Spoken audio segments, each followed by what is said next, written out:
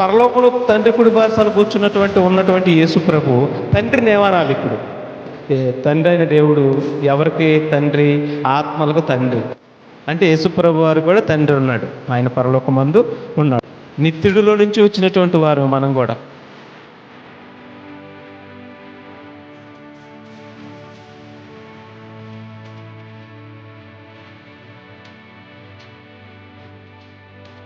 ఎక్కడికి వెళ్తాం మనం? పరలోకానికి వెళ్తాం, రేపు యుగాంతమందు వెళ్తాం. ఇప్పుడు అక్కడ ఆత్మగా ఉంటాం కదా, ఆత్మగా ఉంటాం. అప్పుడు మనకు తండ్రి ఎవరు? ఎట్లా రుజువు చేయాలి అక్కడ తండ్రిగా ఉన్నాడని? ఎట్లా రుజువు చేయాలి? ఎందుకంటే అడుగుతారు ప్రతి దానికి. ఇప్పుడు ప్రశ్నలు అడుగుతున్నారు.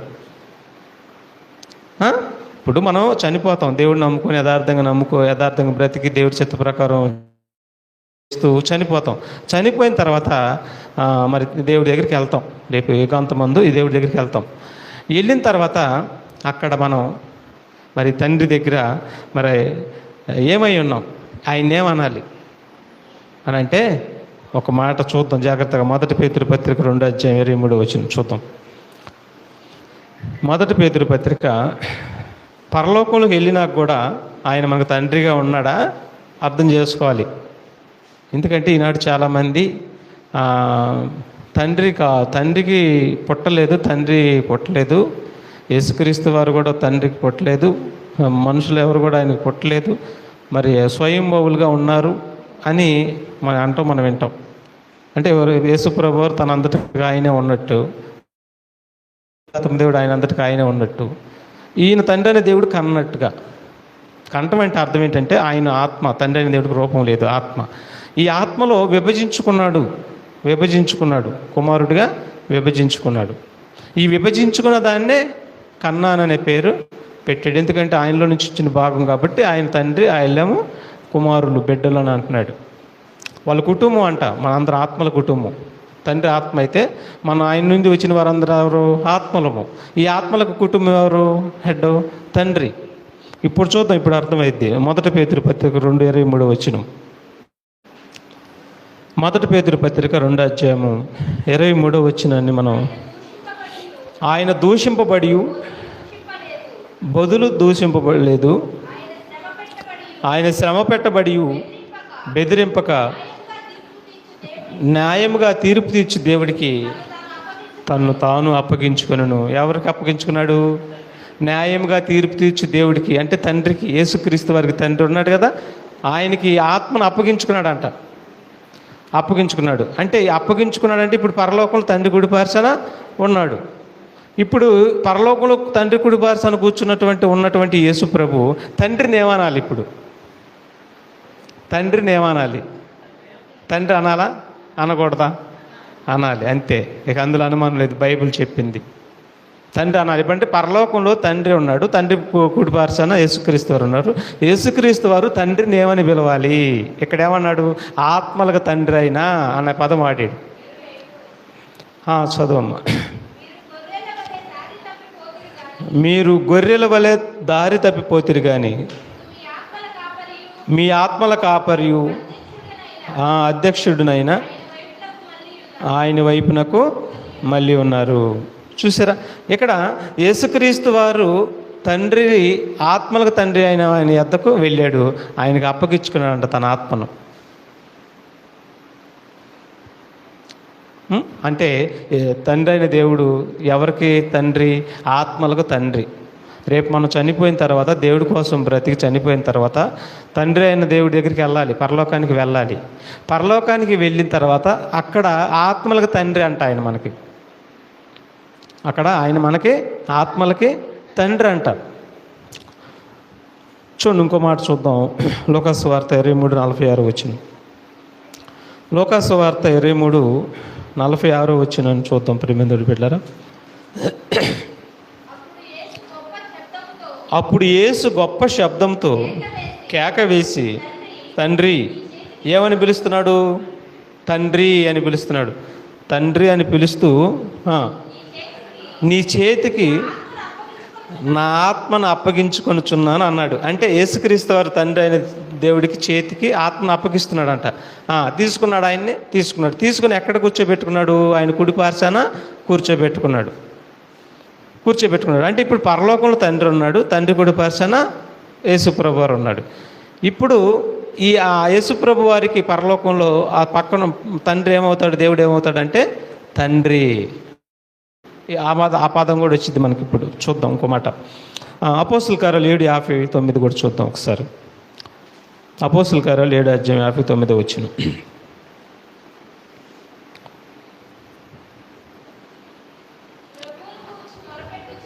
ప్రభువును గూర్చి మొరపెట్టుచు, యేసు ప్రభువా నా ఆత్మను చేర్చుకొనమని స్టెఫెను పలుకుచుండగా, చూసారా, స్టెఫెను గారిని నా ఆత్మను చేర్చుకోమంటున్నాడు. అంటే ఆత్మను చేర్చుకునేది ఎవరంటే తండ్రి అయిన దేవుడు. అర్థమవుతుందా? యేసుక్రీస్తునందున్న వారందరినీ చేర్చుకునేది తండ్రి అయిన దేవుడు. యేసుక్రీస్తు వారి ద్వారా చేర్చుకునేది తండ్రి అయిన దేవుడు. రేపు స్టెఫెను గారు యుగాంతమంది యేసుక్రీస్తు రెండో రాకడలో వచ్చినప్పుడు స్టెఫెను గారి యొక్క ఆత్మ ఎక్కడికి వెళ్ళాలి? పరలోకానికి వెళ్ళాలి. ఇప్పుడు పరలోకంలో ఈ స్టెఫెను గారి యొక్క ఆత్మ, ఇంకా పౌలు గారి ఆత్మ, నీతిమంతుల యొక్క ఆత్మ, అక్కడ ఉన్నటువంటి దేవుని ఏమని పిలవాలి? ఇప్పుడు మీకు అర్థం కావాలి. పరలోకంలో ఉన్నటువంటి బంధం మనకి ఇప్పుడు అర్థం కావాలి. అర్థమైతే ఇప్పుడు ఒకసారి చూద్దాం. ఇంకోసారి అక్కడికి వెళ్ళే ముందు ఇంకో మాట కూడా చూద్దాం. 1 పేతురు పత్రిక 4:19 వచ్చిన. 1 పేతురు పత్రిక 4:19 వచ్చిన కూడా చూద్దాం ప్రియమంతుడు బిడ్డలారా. కాబట్టి దేవుని చిత్త ప్రకారము బాధపడువారు సత్ప్రవర్తన గలవారై నమ్మకమైన సృష్టికర్తకు తన ఆత్మలను అప్పగించుకుని వెళ్ళను. చూసారేమన్నాడు? నమ్మకమైన సృష్టికర్తకు తన ఆత్మను తమ ఆత్మలను అప్పగించుకోవాలి. ఇప్పుడు మన ఆత్మలను సృష్టికర్తకు అప్పగించుకోమన్నాడు. యేసుప్రభు అప్పగించుకున్నాడు, శిష్యులు కూడా అప్పగించుకున్నారు, స్టెఫెను గారు కూడా అప్పగించుకున్నాడు. అయితే యేసుక్రీస్తు వారు ఒక్కడే పరలోకానికి వెళ్ళాడు, కానీ వీళ్ళు మాత్రం పరదేశికి వెళ్ళారు. వీళ్ళు రెండో రాకళ్ళు వెళ్తారు, యేసుప్రభు వారు వచ్చి తీసుకుని వెళ్తారు. వెళ్ళిన తర్వాత ఆ ఆత్మలు తండ్రిని దేవుని ఏమని పిలవాలి? ఇప్పుడు మాకు అర్థమైంది దేవుని ఏమని పిలవాలో బైబిలే చెబుతుంది. మనుషుల జ్ఞానం మనం లక్ష్య పెట్టాల్సిన అవసరం లేదు. ఏమని పిలుస్తున్నాడు? హెబ్రీ పత్రిక చూద్దాం ఒకసారి. ఆయన ఆత్మలకు ఏమై ఉన్నాడో హెబ్రీ పత్రిక 12:7-9 హెబ్రీ పత్రిక 12:7-9 శిక్షాఫలం పొందుటకై మీరు సహించుచున్నారు.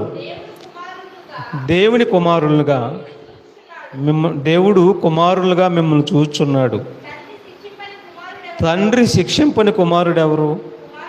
కుమారులైనటువంటి వారందరూ శిక్షలో పాలు పొందుచున్నారు. మీరు పొందని ఎడల దుర్బీజులే కానీ కుమారులు కారు.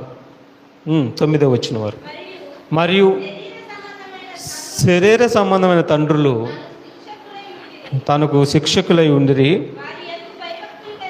వారి యందు భయభక్తులు కలిగి ఉంటుమి. అట్లయితే చూడండి, ఆత్మలకు తండ్రి అయిన వానికి మరీ ఎక్కువగా లోబడి బ్రతకవలని కదా. చూసారేమన్నాడు? ఎవరికి తండ్రి అంటే ఆయన ఆత్మలకు తండ్రి. ఇప్పుడు చనిపోయినాక ఆత్మలు ఎక్కడికి వెళ్తాయి?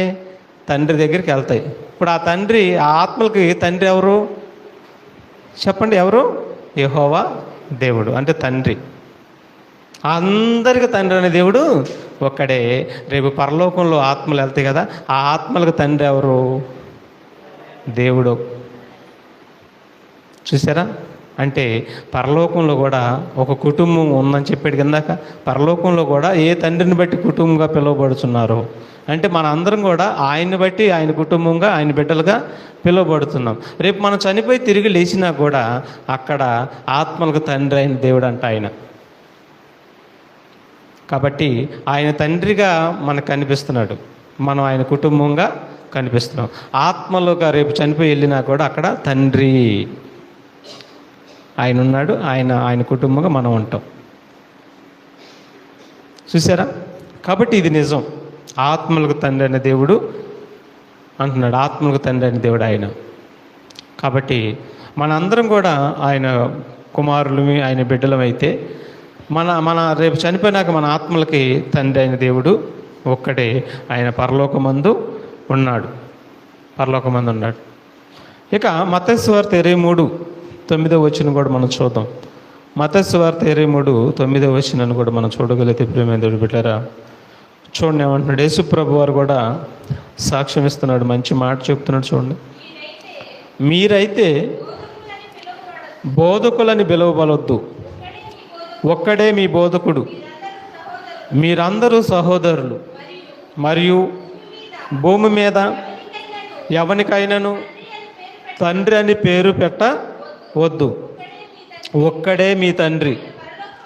అదిగో చూసారేమన్నాడు, ఒక్కడే మీ తండ్రి. ఈ మాట చెబుతుంది ఎవరు అనుకుంటున్నారు? సాక్షాత్తు యేసుక్రీస్తు వారి చెబుతున్నాడు. ఈ మాట చెబుతుంది ఎవరు అనుకుంటున్నారు? యేసుక్రీస్తు వారు చెబుతున్నారు. ఏమని? ఒక్కడే మీ తండ్రి, ఒక్కడే మీ తండ్రి. ఎక్కడున్నాడు? అడ్రస్ కూడా చెబుతున్నాడు. అడ్రస్ ఎక్కడున్నాడు? పరలోకంలో ఉన్నాడు. ఈయనే మీ తండ్రి, ఆత్మలకు తండ్రి ఈయనే. ఆయనే మన కుటుంబం. అర్థమవుతుందా? ఆయనే మన కుటుంబం. కుటుంబం అనేసరికి మరి భార్య ఉందనుకోబాకండి. ఆయనలో నుండి ఆత్మలు, ఆయన ఆత్మ ఆయనకి రాదు, శరీరం లేదు భార్య ఉండటానికి. కాబట్టి ఆయనలో ఉన్న ఆత్మలు విభజించి పంపించాడు. మరలా ఆయన దగ్గరికి వెళ్ళి ఆయన కుటుంబంగా ఉండాలని మనందరినీ మరలా తిరిగి రమ్మని చెప్పి మరి ఆహ్వానం పలికాడు. కాబట్టి ఆత్మలకు తండ్రి అయిన దేవుడు పరలోకంలో ఉన్నాడు. మనందరం కూడా ఆయన కుటుంబం, ఆయన పిల్లలం. కాబట్టి యేసుక్రీస్తు వారు చెబుతున్నాడు, మీ తండ్రి పరలోకంలో ఉన్నాడు, మీ తండ్రి పరలోకంలో ఉన్నాడు అంటున్నాడు. మీ తండ్రి పరలోకంలో ఉన్నాడు అంటున్నాడు. ఇంకో మాట కూడా చూద్దాం. లోకసువార్త యేసుక్రీస్తు వారు కూడా ఏమని పిలుస్తున్నాడు చూడండి. లోకసువార్త 23:34 యేసు ప్రభు వారు ఏమని పిలుస్తున్నాడు? యేసు, తండ్రి, వీరేమి చేయుచున్నారు వీరెరగరు గనుక వీరు క్షమించమని చెప్పాను. యేసు ప్రభు వారు ఏమన్నాడు? తండ్రి అంటున్నాడు. తండ్రి అని ఎవరిని పిలుస్తున్నాడు? పరలోకంలో ఉన్నటువంటి తండ్రిని తండ్రి అని పిలుస్తున్నాడు. వీరేమి చేస్తున్నారు వీరికి తెలియదని వీరిని క్షమించమని తండ్రిని అడుగుతున్నాడు. అంటే యేసుక్రీస్తు వారికి తండ్రి ఉన్నాడా? పరలోకంలో ఉన్నాడు. యేసు ప్రభు శరీరం విడిచినాక ఆత్మే కదా ఆయన కూడా. ఈ ఆత్మకి తండ్రి ఎవరు? యేసుక్రీస్తు, యెహోవా దేవుడే, తండ్రి అయిన దేవుడే. అంటే యేసు ప్రభు వారు కూడా తండ్రి ఉన్నాడు, ఆయన పరలోకమందు ఉన్నాడు. లోకసువార్త 22:42 కూడా చూడండి ఒకసారి. లోకసువార్త 22:42 కూడా, తండ్రి, ఈ గిన్నె నా యొద్ద నుండి తొలగించుటకు నీ చిత్తమైతే తొలగించుము. చూసారా? ఈ గిన్నె, తండ్రి ఈ గిన్నె నా యొద్ద నుండి తొలగించుట నీ చిత్తమైతే తొలగించు అంటున్నాడు. అంటే తండ్రిని తొలగించమని అడుగుతున్నాడు. గిన్నె అంటే ఈ యొక్క స్థితిని తొలగించమని అడుగుతున్నాడు, పాత్రని. అయినా కానీ తిప్పుకొని మరల వెంటనే నీ చిత్తమే సిద్ధించను గాక అంటాడు. అంటే యేసుక్రీస్తు వారు పరలోకంలో ఉన్నటువంటి తండ్రిని, దేవుణ్ణి తండ్రి అని పిలుస్తున్నాడు. మనవలు కూడా మీ తండ్రి, ఇందాక వాళ్ళకేం చెప్పాడు? అక్కడ ఉన్నాడు, ఆయన పక్కన ఉన్న వారికి ఏమంటున్నాడు? మీ తండ్రి పరలోకమందు ఉన్నాడు అని మనుషులందరి గురించి మీ తండ్రి పరలోకమందు ఉన్నాడు అంటున్నాడు. అలాగే ఆయన కూడా తండ్రి పరలోకంలో ఉన్నాడు. ఈ శరీరాలుగా కనిపిస్తున్న మనుషులందరూ కూడా ఆత్మలుగా మారాల్సిందే. ఈ శరీరాలను విడిచిపెట్టాల్సిందే. విడిచిపెట్టిన తర్వాత ఆత్మలోకి తండ్రి యెహోవా, ఆయన పరలోకంలో ఉన్నాడు. చూసారా? ఆత్మలకు తండ్రి అనే ఆయనకి మరీ ఎక్కువగా మీరు భయపడాలి, లోపడాలి కదా అని అంటున్నాడు. కాబట్టి పరలోకంలో తండ్రి ఉన్నాడు, ఆయన కుటుంబము మనందరము. పరలోకంలో మనకు ఆయన ఏమవుతాడంటే తండ్రి అవుతాడు, ఆత్మలకు తండ్రి అవుతాడని బైబిల్ స్పష్టంగా చెబుతుంది. నమ్మాలి, ఈ మాటలు నమ్మాలి. ఇక చూద్దాం మరొక మాట. యోహాను సువార్త 5:37. యోహాను సువార్త 5:37. ఇంకా తండ్రి అనే దేవుడు యేసుక్రీస్తు వారి గురించి ఏమని సాక్ష్యం ఇస్తున్నాడు చూడండి ఒకసారి. మరియు నన్ను పంపిన తండ్రి నన్ను గూర్చి సాక్ష్యం ఇస్తున్నాడు. బాగా వినాలి. నన్ను పంపిన తండ్రి నన్ను గూర్చి సాక్ష్యం ఇస్తున్నాడు. ఏమని సాక్ష్యం ఇస్తున్నాడు? యోహాను సువార్త 57వ వచనం. యోహాను సువార్త 6:57 వచనం చూద్దాం ఒకసారి. జీవము కలిగిన తండ్రి నన్ను పంపెను గనుక నేను తండ్రి మూలముగా జీవించున్నట్టే. చూసారా, జీవము కలిగిన తండ్రి నన్ను పంపెను అని అంటున్నాడు. అంటే తండ్రి కుమారుడి గురించి సాక్ష్యం ఇస్తున్నాడు. నేను ఆయన పంపించాను అంటున్నాడు. ఆయన నా కుమారుడు అంటున్నాడు. నేను ఆయన పంపించాను అంటున్నాడు. మీరందరూ ఆయన మాట వినాలని చెప్పి తండ్రి సాక్ష్యం ఇస్తున్నాడు. ఉండి ఆ మాటలు కూడా తండ్రి నన్ను గూర్చి సాక్ష్యం ఇస్తున్నాడు. చూద్దాం మార్కు సువార్త 9వ అధ్యాయము 7వ వచనం చూద్దాం. మార్కు సువార్త 9వ అధ్యాయం 7వ వచనం. మేఘం ఒకటి వచ్చి వారిని కమ్మగా, ఈయన నా ప్రియ కుమారుడు, ఈయన మాట వినుడని ఒక శబ్దము ఆ మేఘముల నుండి పుట్టెను. అంటే చూసారా, ఈయన నా ప్రియ కుమారుడు, ఈయన మాట వినండి అని ఎక్కడి నుంచి వస్తుంది శబ్దం? మేఘముల నుంచి వస్తుందంటే పరలోకం నుంచి శబ్దం వస్తుంది, ఆయన మాట వినండి అని. అంటే సాక్ష్యం ఏమిస్తున్నాడు? ఈయన నా ప్రియ కుమారుడు అని సాక్ష్యం ఇస్తున్నాడు. ఎవరు? తండ్రి అనే దేవుడు సాక్ష్యం ఇస్తున్నాడు. కుమారుడని ఆయన అంటే ఈయన తండ్రి అని అంటున్నాడు. మరి ఆత్మలకు చనిపోయిన తర్వాత కూడా తండ్రిగా ఉంటాడా అని అంటే, ఆత్మలకు తండ్రి అయిన వాడికి మరి ఎక్కువగా లోబడవలని కదా. అంటే పరలోకంలో కూడా ఆత్మలు నివసించేది ఎక్కడ? పరలోకంలో. మరి అక్కడ కూడా తండ్రిగా ఉంటాడని అర్థమవుతుంది మనకి. అది చూసారా, ఎంత లోతుకి, ఎంత డెప్త్కి మరి చాలామంది అందుకోక ఎవరి సిద్ధాంత ప్రకారం వాళ్ళు తీసుకుంటూ చెప్పుకుంటూ పోతున్నారు ఈనాడు. అర్థం చేసుకోవాలి మనం, చాలా లోతైన విషయాలు అర్థం చేసుకోవాలి. తండ్రి ఒక్కడే, మరి ఆయన కుటుంబం యేసుక్రీస్తు పరిశుద్ధాత్మ దేవుడు, మనందరం కూడా ఆయనలో నుంచి వచ్చినటువంటి వారమే, నిత్యుడిలో నుంచి వచ్చినటువంటి వారు. మనకు కూడా సావు లేదు, మనకు కూడా మరణం లేదు. దేవుడు నమ్ముకొని దేవుడి కోసం బ్రతికితే నిత్యము జీవమే. దేవుడు నమ్ముకొని కూడా దేవుడి కోసం బ్రతకపోతే వారికి కూడా నిత్య నరకమే. ఆత్మకు సావు అనేది లేదు. ఎందుకంటే నిత్యుడైన తండ్రుల నుంచి మనం అందరం వచ్చాం కాబట్టి మనకు కూడా నిత్యత్వం అనేది ఉంది. ఇక సావు లేదు ఆత్మకి. యేసుక్రీస్తు వారికి కూడా నిత్యుడు ఆయన కూడా, ఎందుకంటే తండ్రుల నుంచి వచ్చాడు కాబట్టి ఆయనకు కూడా మరి ఆది అంతం కూడా ఆయనకి లేదు. ఎందుకంటే ఆది అంతం లేని దేవుళ్ళ నుంచి వచ్చాడు కాబట్టి ఆయన కూడా ఇక ముగింపు అనేది లేదు ఇక ఆయనకి. పరిశుద్ధాత్మ దేవుడు కూడా అంతే. మనం కూడా తండ్రుల నుంచి వచ్చాం కాబట్టి మనం కూడా అంతే ప్రియమైన దేవుడు బిడ్డలారా. ఈ విషయాన్ని మనం గమనించాలి. ఎందుకంటే మనం కూడా ఆత్మలకు తండ్రి అన్నాడు కదా, ఆత్మలకు తండ్రి. ఈ విషయాన్ని గమనిద్దాం. ఇక చూద్దాం ఏమన్నాడు తండ్రి అంటున్నటువంటి సాక్ష్యం ఏంటంటే, ఈయన నా ప్రియ కుమారుడు, ఈయన మాట మీరు వినండి అని అన్నాడు. మత్తయి సువార్త 3:17 వచనం. మత్తయి సువార్త 3:17 వచనం. మరియు ఇది చూసారు, తండ్రి సాక్ష్యం ఇస్తున్నాడు. మరియు ఈయనే నా ప్రియ కుమారుడు, అది ఈయన యందు నేను ఆనందించుచున్నాను. ఒక శబ్దం ఆకాశం నుండి వచ్చాను, ఈయన నా ప్రియ కుమారుడు అని అంటున్నాడు. యోహాను సువార్త 5 చూద్దాం. యోహాను సువార్త 5:8-18 చూద్దాం. యోహాను సువార్త 8:18.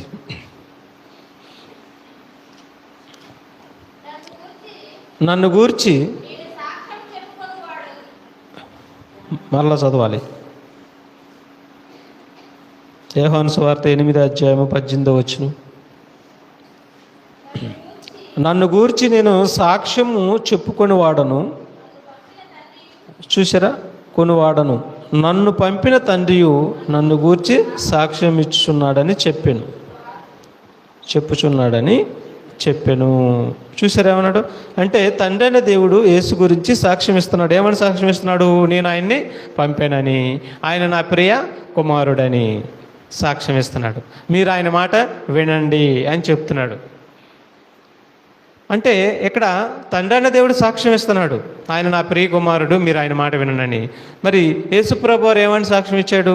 తండ్రి అయిన దేవుడు పరలోకంలో ఉన్నాడు అని చెప్తున్నాడు. మరి వీళ్ళిద్దరి మాట నమ్మాలా?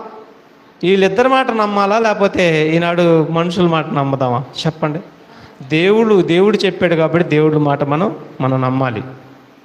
యేసు మాట నమ్మితేనే నిత్య జీవం.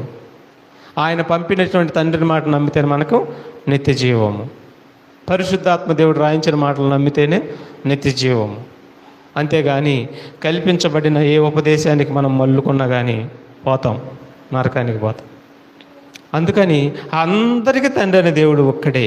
అందరు అనగా ఆత్మలకు తండ్రి అనే దేవుడు ఒక్కడే. ఆయన పరలోకంలో ఉన్నాడు.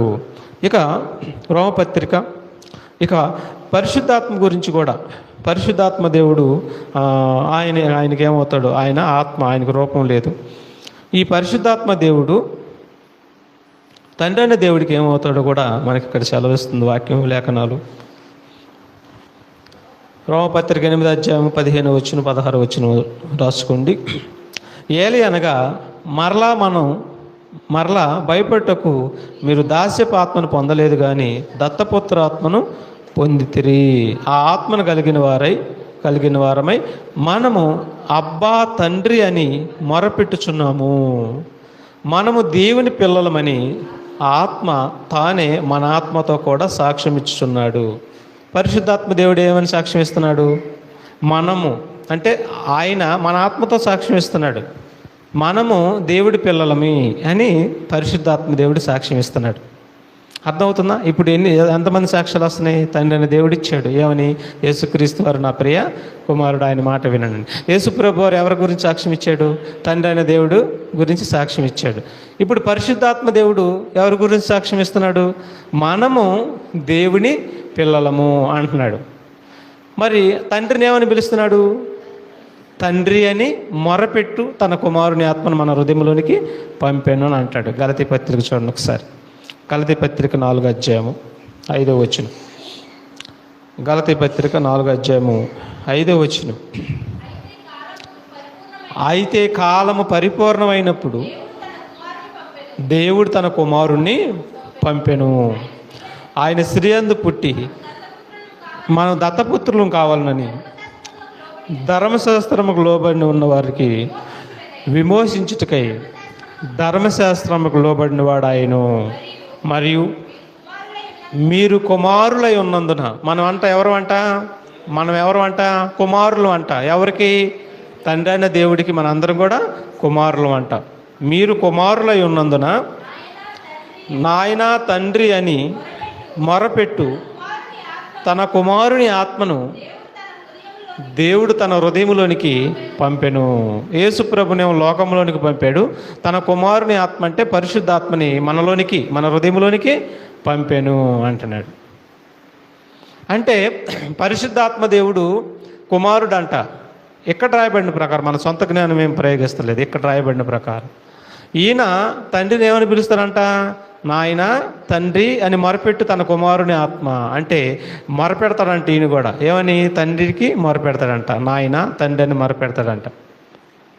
కాబట్టి ఈ ఆత్మ కూడా మనము దేవుడి కుమారులమని, దేవుడి పిల్లలమని ఆత్మ కూడా సాక్ష్యం ఇస్తున్నారు. ఇప్పుడు అర్థం చేసుకోవాలి. తండ్రి అనే దేవుడు యేసు గురించి ఇచ్చాడు. యేసుక్రీస్తు వారు తండ్రి అనే దేవుని గురించి ఇచ్చాడు. పరిశుద్ధాత్మ దేవుడు ఆయన తండ్రి అని చెప్తున్నాడు. మనందరం ఆయన పిల్లలమని చెప్తున్నాడు. ఎంత క్లియర్ కట్గా, ఎంత స్పష్టంగా రాయబడి ఉంటే ఎందుకు అర్థం కావట్లేదు ఈనాడు? ఎందుకు అర్థం కావట్లేదు? ఈ బంధం అర్థం కావట్లేదు ఏంటి? ఈ కుటుంబం గురించి అర్థం కావట్లేదు ఏంటి? ఈ చక్రం గురించి అర్థం కావట్లేదు ఏంటి? చూసారా? అర్థం కాకుండా సాతాను ఎక్కడికెక్కడికి పటాపంచులు చేసేసి గొప్పతనాన్ని తీసుకొని ఎవరు గొప్ప వాళ్ళే దేవుడిని గొప్పపరచడం కాదు, దేవుడిని గణపరచడం కాదు, వారి స్థితి ఏంటి, వారి యొక్క కుటుంబం ఏంటి, ఆ విధంగా కాకుండా ఎవరు గొప్ప వాళ్ళు చూసుకుంటూ పోతున్నారు.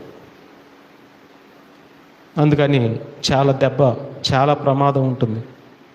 అందుకని ప్రియమైన పిల్లలు మనం లేఖనాలు చాలా జాగ్రత్తగా పరిశీలిద్దాం.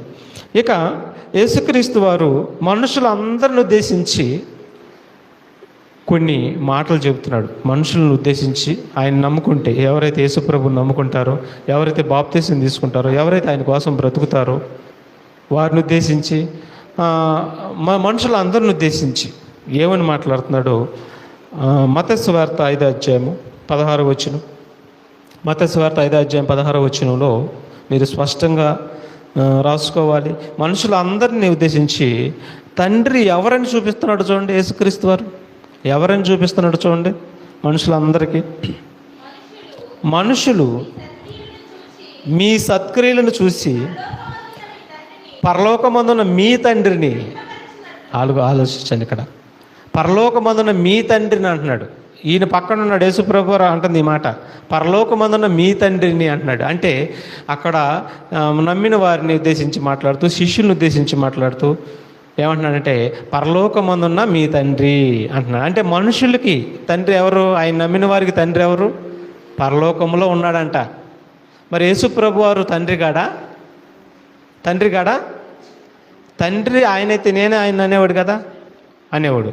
అంటే యేసుక్రీస్తు వారు తండ్రి కాడంట, మీ తండ్రి పరలోకమందు ఉన్నాడు. ఒకవేళ తండ్రి యేసుక్రీస్తు వారికి వస్తే నేనే తండ్రిని అనొచ్చు అనేవాడు. తప్పే ఉంది అందులో నిజం చెప్తానికి. మీ తండ్రి పరలోకమందు ఉన్నాడు. 47వ వచనం కూడా చూద్దాం. 47వ వచనం, 48వ వచనం. మీ సహోదరులకు మాత్రము వందనము చేసిన ఎడల మీరు ఎక్కువ చేయుచున్నదేమి? అన్యజనులను అలాగు చేయుచున్నారు కదా. అదిగో మీ పరలోకపు తండ్రి పరిపూర్ణుడు గనుక మీరు పరిపూర్ణులుగా ఉండేదారు. అంటే మీ పరలోకపు తండ్రి అంటున్నాడు. మత్తయి సువార్త 6:9-10 కూడా చూద్దాం. మత్తయి సువార్త 6:9-10 వరకు. కాబట్టి మీరు ఇలాగ ప్రార్థన చేయండి. ఏమంటున్నాడండి? వాళ్ళు మాకు ప్రార్థన నేర్పని అడుగుతున్నారు శిష్యులు. అడుగుతున్నప్పుడు ఈయన చెప్తున్నాడు, తండ్రి యేసుప్రభు వారు చెప్తున్నాడు. ఏమని అంటున్నాడంటే పరలోకమందున్న మా తండ్రి అడ్రస్ చెప్తున్నాడు. తండ్రి ఎక్కడుంటాడు అంటే పరలోకం అంటున్నాడు. పరలోకంలో ఎవరు ఉంటారంటే తండ్రి ఉంటాడు. పరలోకమందున్న మా తండ్రి అంటున్నాడు.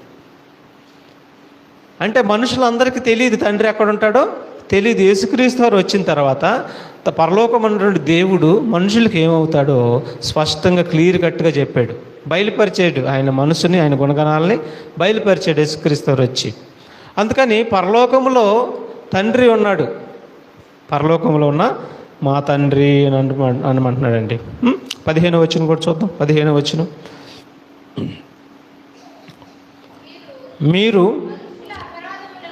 మీరు మనుషుల అపరాధములను క్షమింపకపోయిన ఎడల మీ తండ్రి మీ అపరాధములను క్షమింపడు. మీ తండ్రి 20వ వచనం కూడా చూద్దాం. మీ తండ్రి అంటున్నాడు. పరలోకమందు మీ కొరకు ధనం కూర్చుకునుడి. అచ్చట చిమ్మింటైనను తుప్పైనను దాన్ని తినివేయదు, దొంగలు కన్నం వేసి దొంగిలేరు అంటున్నాడు. అంటే పరలోకమందు మీకోసం ధనమును కూర్చుకోండి అంటున్నాడు. పరలోకమందు ఎందుకంటే అక్కడ తండ్రి ఉన్నాడు, అక్కడ కుటుంబం ఉంది. 26వ వచనం కూడా చూద్దాం. 26వ వచనం కూడా ఏమన్నాడు? ఆకాశ పక్షులను చూడుడి, అవి విత్తవు, కోయవు, కొట్లలో కూర్చుకొనవు, అయినను మీ పరలోకపు తండ్రిని వాటిని పోషించున్నాడు. మీరు వాటికంటే బహుశ్రేష్ఠులు కారా? మీ పరలోకపు తండ్రి అంటే మనుషులందరికీ తండ్రి అనే దేవుడు ఎక్కడ ఉన్నాడు? పరలోకంలో ఉన్నాడు. ఈ మనుషులందరూ రేపు ఆత్మలుగా మారుతారు కదా. ఆయన కోసం బ్రతికి నిత్య జీవానికి వెళ్ళవలసిన వారు అందరూ అక్కడికి వెళ్తారు. ఈ ఆత్మలకు తండ్రి అయిన దేవుడు ఎక్కడున్నాడు? పరలోకంలో ఉన్నాడు. ఆ ఆత్మలకి తండ్రి దేవుడు, తండ్రి ఆయన పరలోకంలో ఉన్నాడు. కాబట్టి ప్రియమైన బిడ్డలారా, ఈ మాటలు మనం అర్థం చేసుకోవాలి. ఇక మత్తయి సువార్త 10:29 కూడా చూద్దాం. మత్తయి సువార్త 10:29 వచనం.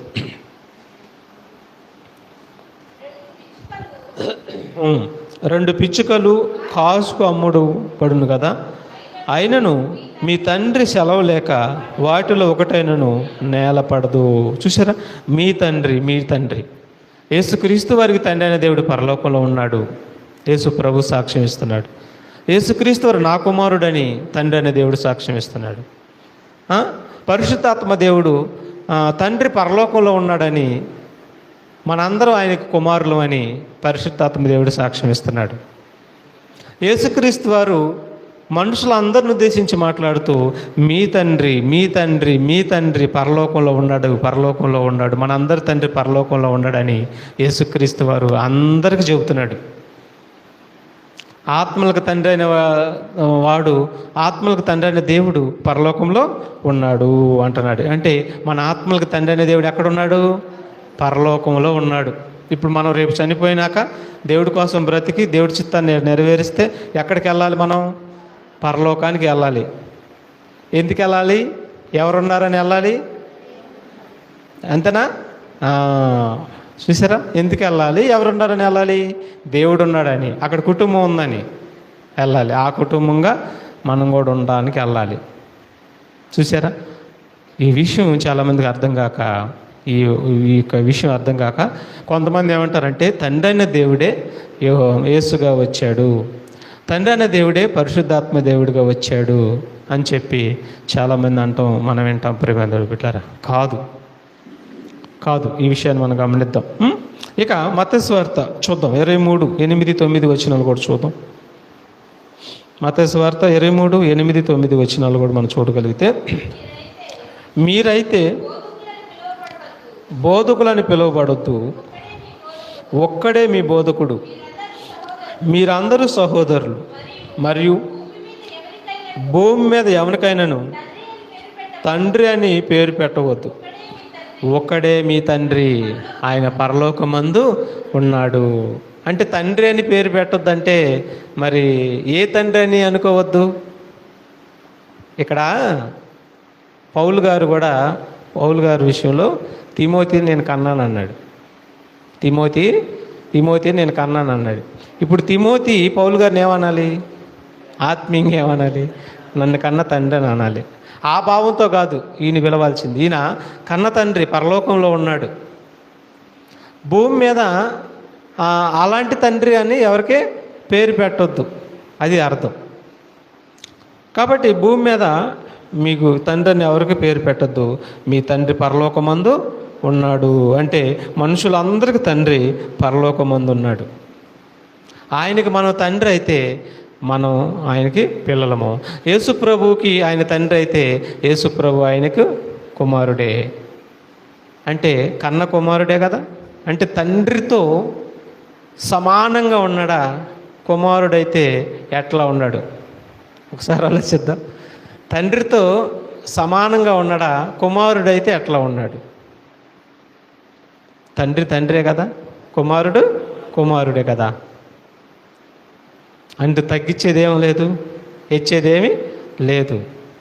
కుమారుడు కంటే కుమారుడు ఆయన గురించి ఏమన్నాడు? నాకంటే నా తండ్రి గొప్పవాడు అన్నాడు. మరి దీన్ని బట్టి ఏమర్థం అవుతుంది? కుమారుడు అంటున్నాడు నా తండ్రి నాకంటే గొప్పవాడని. కాబట్టి ప్రియమైన పిల్లరా, హెచ్చించడం తగ్గించడం అనేది మన చేతుల్లో లేదు. ఎవరిని తగ్గించేది లేదు, ఎవరిని మనం గొప్ప ఎవరు వాళ్ళకంటే ఈయన గొప్ప ఈయనకంటే ఆయన గొప్ప అని మనం అనటానికి ఏమి లేదు. అది దేవుళ్ళ వంశం. దేవుడు ఆ విధంగా వారిని పని మీద పంపించాడు, పని చేసుకుంటారు, మరల తిరిగి తండ్రి వద్దకు వెళ్ళిపోయారు. యేసుప్రభు పరిశుద్ధాత్మ దేవుడు ఇప్పుడు భూమి మీద ఉన్నాడు. మనం కూడా మనకు అప్పగించిన పనిని మనం కూడా ముగించుకొని ఇక దేవుడి దగ్గరికి వెళ్ళాలి, పరలోకానికి వెళ్ళాలి, తండ్రి వద్దకు వెళ్ళిపోవాలి. కాబట్టి మనందరం కూడా కన్నాడు, యేసుప్రభుని వారిని కూడా కన్నాడు. అట్లాగని యేసుప్రభుని కన్నాడని చెప్పి తక్కువగా చూస్తామా? ఎవరైనా చూస్తారు తక్కువగా? ఆయన్ని చూసేది ఏమి లేదు, ఎందుకంటే ఆయన కూడా గొప్పవాడు. ఈనాడు చాలామంది అంటే తక్కువగా చూస్తున్నారు, తక్కువగా చేస్తున్నారు అంటే ఎవరు చేయట్లేదు, తక్కువగా ఎవరు చూస్తలేదు ఆయన్ని. ఆయన గొప్పవాడే, తండ్రి అయిన దేవుడు గొప్పవాడే. గొప్పవాళ్ళ నుంచి వచ్చిన ఆయన ఎవరు? గొప్పవాడే. మరి మనం ఎవరమే? మనం కూడా దేవుడి చిత్తం నెరవేరిస్తే మనం కూడా గొప్పవారమే. కాబట్టి ఆలోచిద్దాం ప్రియమైన పిల్లలు. చివరిగా ఇంకో మాట చూద్దాం. లూకాసు వార్త 6:46 వచనం. మరి ఆ ఆత్మలకు తండ్రి అయిన ఆయన యొద్దకు మనం వెళ్ళాలంటే ఏం చేయాలి? ఒక్క 2 నిమిషాలు 3 నిమిషాలు ముగిచేసేస్తాను. ఆత్మలకు తండ్రి అయిన దేవుని యొద్దకు మనం వెళ్ళాలంటే, మన కన్న తండ్రి దగ్గరికి మనం వెళ్ళాలంటే భూమి మీద మనం ఏం చేయాలి? ప్రభువా ప్రభువా అని పిలిచేవాడు పరలోక రాజ్యంలో ప్రవేశించడంట. పౌలు గారు ప్రభువా ప్రభు అని పిలిచి మాత్రమే ఉండలేదు. ఏం చేశాడు?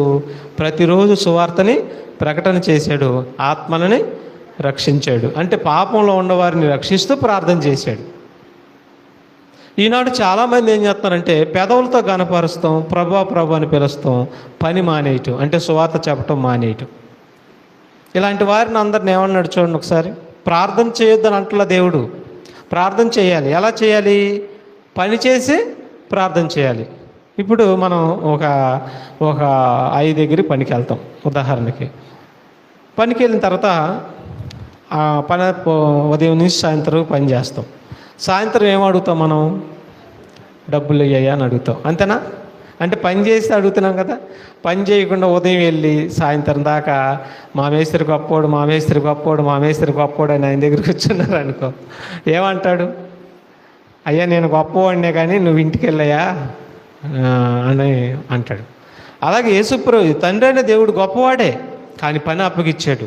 పని ఏంటది? భారం, సువార్త పని. సువార్త చేస్తూ ఈ లోకంలో పాపం అంటుకోకుండా జాగ్రత్తగా పవిత్రులుగా బ్రతుకుతూ మనం మొరపెట్టుకోవాలి, ఆయనకి ప్రార్థన చేసుకోవాలి. అందుకు అన్నాడు, నేను చెప్పు మాటల ప్రకారము మీరు చేయక ప్రభువా ప్రభు అని నన్ను పిలుచుట ఎందుకు? చూసారా, నేను చెప్పింది మీరు చేస్తేనే మీ మొర నేను వింటాను. నేను చెప్పింది చేయవాడే పరలోకానికి వస్తాడు. మత్తయి సువార్త 7:22 కూడా చూడండి ఒకసారి. మత్తయి సువార్త 7:22 వచ్చిన ఇక్కడ తండ్రి చెప్పించి వినాలంట. మనం ఇంటేనే తండ్రి వద్దకు మనం వెళ్తాము. ఆ దినమున చూడండి 21 చూద్దాం. 21 ప్రభువా ప్రభు అని నన్ను పిలుచు ప్రతివాడును పరలోక రాజ్యంలో ప్రవేశింపడు కానీ పరలోకమందున్న ఈ మాట మాట్లాడుతుంది ఎవరనుకుంటున్నారు? యేసుక్రీస్తు వారే. పరలోకమందున నా తండ్రి చిత్త ప్రకారము చేయవారంటే నా తండ్రి అన్నాడంటే యేసుప్రభు వారికి తండ్రి ఉన్నాడు, ఆయన మనకు కూడా తండ్రి. నేను ఆయన చిత్తం నెరవేరుస్తున్నాను, మీరు కూడా ఆయన చిత్తాన్ని నెరవేర్చాలి. నేను నెరవేర్చి తండ్రి దగ్గరికి ఎలాగైతే వెళ్ళబోతున్నానో మీరు కూడా నెరవేర్చి తండ్రి దగ్గరికి అలాగా వెళ్ళాలి. చూసారా? కాబట్టి ప్రియమైన బిడ్డలారా, చిత్తమును నెరవేర్చాలి. ఇక చివరిగా ఫైనల్ ముగించుకున్నాం. ఇంకా ఇప్పుడు మనం పరలోకంలో తండ్రి, ఆత్మలకు తండ్రి అయిన దేవుడు ఉన్నాడని మనం అంటున్నాం. ఇప్పుడు యేసుక్రీస్తు వారు చనిపోయాడు. చనిపోయిన తర్వాత అక్కడ దేవుడికి మొరపెడుతున్నాడంట. చనిపోయిన తర్వాత తండ్రి దగ్గరికి వెళ్ళి తండ్రి కుడిపార్శ్వాన ఉండి మొరపెడుతున్నాడంట, విజ్ఞాపన చేస్తానంట. ఎక్కడ? పరలోకంలోనే చేస్తానంట. చూద్దాం ఒక మాట. మొదటి యోహాను పత్రిక 2:21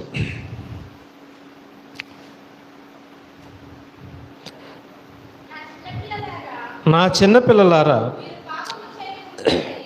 మీరు పాపము చేయకుండుటకై ఈ సంగతులను మీకు రాయిచున్నాను. ఎవడైనను పాపము చేసిన ఎడల నీకు యేసుక్రీస్తు అను ఉత్తరవాది తండ్రి వద్ద మానక ఉన్నాడు కాదు, మనకున్నాడు. చూసారా? ఎక్కడున్నాడు? తండ్రి వద్ద. ఇప్పుడు ఎక్కడున్నాడు ఆయన? మనకున్నాడు. అంటే తండ్రి వద్ద మనకున్నాడు. ఉత్తరవాది అంటే మన గురించి ఆయన మనకు గురించి ఏం చేస్తున్నాడు? ఉత్తరం అంటే మన గురించి ఆయన విజ్ఞాపన చేస్తున్నాడు అనమాట. విజ్ఞాపన చేసి ఆయన తండ్రి వద్ద మనకున్నాడు. తండ్రి వద్ద ఉన్నాడు అన్నాడా? తండ్రి ఆయన అయి ఉన్నాడు అన్నాడా?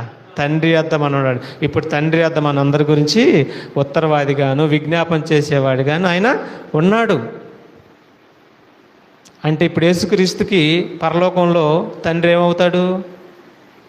ఏమవుతాడని విజ్ఞాపన చేస్తున్నాడు? ఏమవుతాడని చేస్తున్నాడు? ఇప్పుడు చెప్పాలి. పరలోకంలో తండ్రి యేసుక్రీస్తు వారికి ఏమవుతాడని విజ్ఞాపన చేస్తున్నాడు? భూమి మీద ఏదైతే విజ్ఞాపన చేశాడో, భూమి మీద ఏదైతే మొరపెట్టాడో పరలోకంలో కూడా అదే తండ్రికి ఆయన చేస్తున్నాడు. నిజం.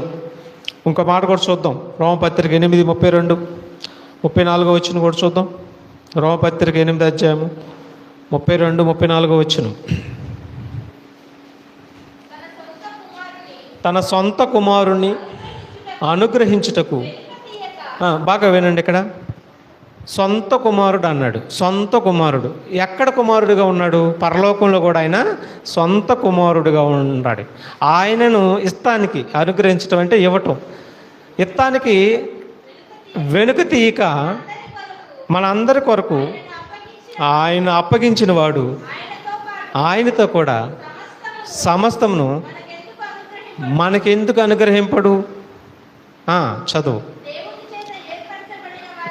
దేవుని చేత ఏర్పరచబడిన వారి మీద నేరము మోపువాడెవరు? నీతిమంతుడుగా తీర్చువాడు దేవుడే. శిక్ష విధింపువాడెవడు? చనిపోయిన క్రీస్తు యేసే. అంతేకాదు, బాగా వినాలి, మృతుల్లో నుండి తిరిగి లేచిన తర్వాత యేసుక్రీస్తు వారు ఏమంటున్నాడు, ఏం చేస్తున్నాడు వినాలా. మృతుల్లో నుండి లేచిన వాడు, దేవుని కుడిపార్శ్వన ఉన్నవాడు, మన కొరకు విజ్ఞాపన కూడా చేయువాడు ఆయనే. ఇప్పుడు తన పరలోకంలో ఉన్నాడా? మన కోసం ఏం చేస్తున్నాడు? విజ్ఞాపన చేస్తున్నాడు. ఏమని చేస్తున్నాడు? ఆయన ఎవరని చేస్తున్నాడు? ఆయన తండ్రి అని మనందరి కోసం ఆయన విజ్ఞాపన చేస్తున్నాడు. ఇప్పుడు పరలోకంలో వాళ్ళ బంధం ఏంటి? ఎస్, అయిపోయిందా? తేలిపోయిందా? ఇది ఇంకో మాట కూడా చూద్దాం, ముగించుకున్నాం. ఇంకా హెబ్రీ పత్రిక 7వ అధ్యాయం, హెబ్రీ పత్రిక 7వ అధ్యాయము 24-25 వచనం. హెబ్రీ పత్రిక 7వ అధ్యాయము 24-25 వచనం కూడా చూద్దాం. చివరి మాటలు. ఆయన నిరంతరం ఉన్నవాడు గనుక మార్పు లేని యాజకత్వం కలిగిన వాడు ఆయన తన ద్వారా దేవుని యొద్దకు వచ్చువారి పక్షమున విజ్ఞాపనము చేయుటకు నిరంతరము జీవించున్నాడు. చూసారా? దేవుని యొద్దకు వచ్చేవారికి, వచ్చేవారి గురించి ఆయన విజ్ఞాపన చేస్తున్నాడట. ఆయన నిరంతరం యాజకుడై ఉన్నాడు. ఎవరికి యాజకుడై ఉన్నాడు? తండ్రి అయిన దేవుడికి మన పక్షమున విజ్ఞాపన చేస్తున్నాడు. నిరంతరం విజ్ఞాపన చేస్తున్నాడు. ఇప్పుడు తండ్రి గుడిపార్శ్వన కూర్చొని విజ్ఞాపన మన కొరకు ఆయన చేస్తున్నాడు. అంటే అందరికి తండ్రి అనే దేవుడు ఒక్కడే. ఆయన పరలోకమందు ఉన్నాడు. ఆయన నిత్యుడు, ఆయన గొప్పవాడు, ఆయన నిత్యుడు. నిత్యుడు నుంచి అందరం వచ్చాము. చావు లేదు, మన ఆత్మ కూడా చావు లేదు. మరలా నిత్యుడైనటువంటి తండ్రి దగ్గరికి మనం నిత్యం ఉండటానికి వెళ్ళబోతున్నాం. ఆయన మన అందరికీ తండ్రి, యేసుక్రీస్తు వారికి తండ్రి, పరిశుద్ధాత్మ దేవుడు కూడా ఆయన తండ్రి. కాబట్టి ఈ మాటలు గుర్తుపెట్టుకొని ఈ నిజాలు మనందరం గ్రహించుకుంటూ, మరి సత్యాన్ని పసిగడుతూ అసత్యాన్ని గుర్తిస్తూ సత్యంలో నడుతూ